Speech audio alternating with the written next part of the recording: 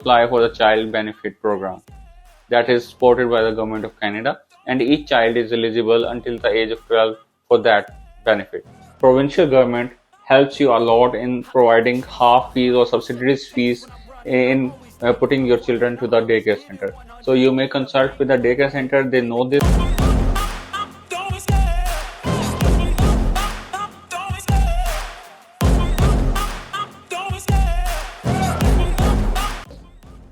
Hello and welcome back guys to my channel.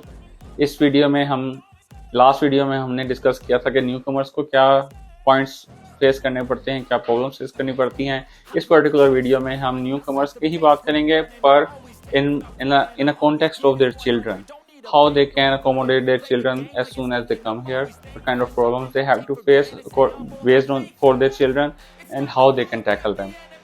So I too have children here. So the first problem that I faced was their schooling. लाजिम होता है जब आपका बच्चा कोई आता है तो उसकी स्कूलिंग का यहाँ पे बहुत इशू होता है। आपको पता नहीं होता कि कैसे करना है, कहाँ पे जाना है, किससे कॉन्टैक्ट करना है, किस तरह बच्चे को रजिस्टर कराना है। तो ये तमाम पॉइंट्स होते हैं जिनको आपने कंसिडर करते हुए अपने बच्चे की स्कूलिंग का ख्याल रखना होता है। To tackle this point and to handle this, I would suggest कि आप जिस प्रोविंस में जा रहे हैं उस प्रोविंस की, यहाँ पर हर प्रोविंस की कुछ ओपन डोर सोसाइटीज़ होती हैं जो कि बच्चों को अकोमोडेट करने में, न्यू कमर्स को अकोमोडेट करने के लिए हेल्पफुल होती हैं। तो आई वुड हाईली रिकमेंड कि आप आने से पहले उन सोसाइटी से कॉन्टेक्ट करें for the children, and they will arrange the schooling and registration of the schooling on your behalf, and even they will apply in the schools on your behalf as well. You just have to contact them and they will sort out the process for you. And for schooling, there I would like to mention there are three kind of schools in Canada, mostly, especially in the province that I am living in. There are three kind of schools. The first are public schools. Actually, there are four types. The fourth one is the lesser known school, but I will still try to mention that. But let me go through the list. The first one is the public schools. These are the normal schools that your kid can get admitted to, and mostly people will try to go for the public schools, and they have huge amount of volumes that are coming in these days. Next is the Christian schools. Christian schools are specifically for Christians who practice the Christian religion, and there you can opt out for whether your kid wants to participate in the prayers or not. So this is the second type of school. The third school is the French schools.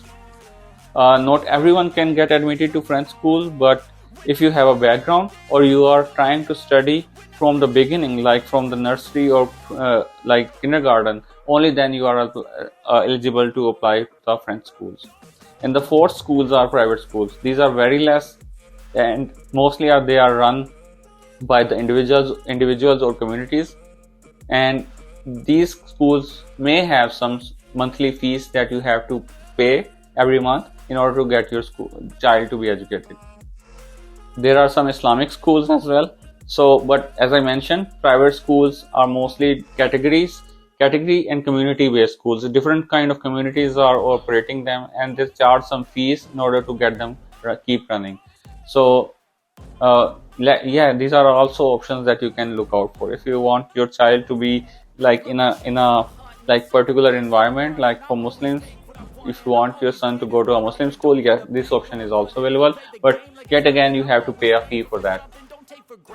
Next most important thing for the children is that you have to apply for the child benefit program that is supported by the government of Canada, and each child is eligible until the age of 12 for that benefit.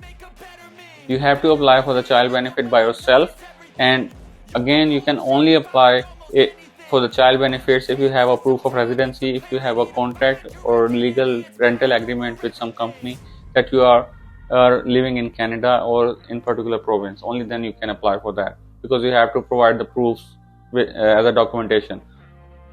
And the next thing that lies in the last in the category for children is applying for one thing that is related to the medical.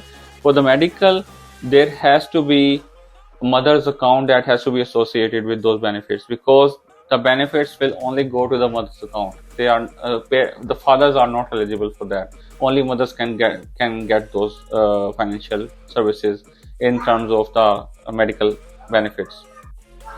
Yeah, and the last thing that is also related with the medical benefits is that uh, when you are applying for the child healthcare benefits, the mother of the children will be acted as a main applicant, and the father will be considered as a secondary applicant or a spouse for that particular application.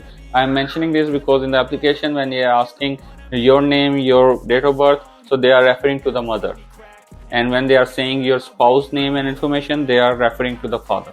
So this is the important point when you are trying to fill out that form, because you have to do it. Most of the people make this mistake. They try to just fill in the father's information as their information and the mother's information as a spouse. In this case, it's the other way around. The mother is the main applicant and you are acting as a spouse. The father is acting as a spouse. The third and the last point in this category is about it may or may not be related to all of the families that are coming here, but I would still like to mention it because most of us will like to know and have the information about this.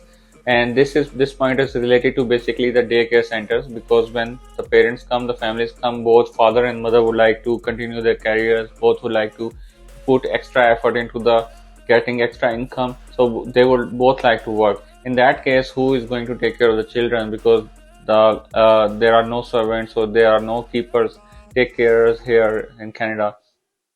So in that case, they want to put their children into the daycare centers, and daycare centers are very expensive in Canada.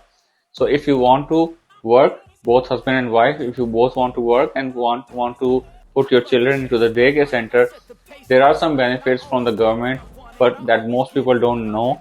But the government or the provincial government helps you a lot in providing half fees or subsidies fees in putting your children to the daycare center.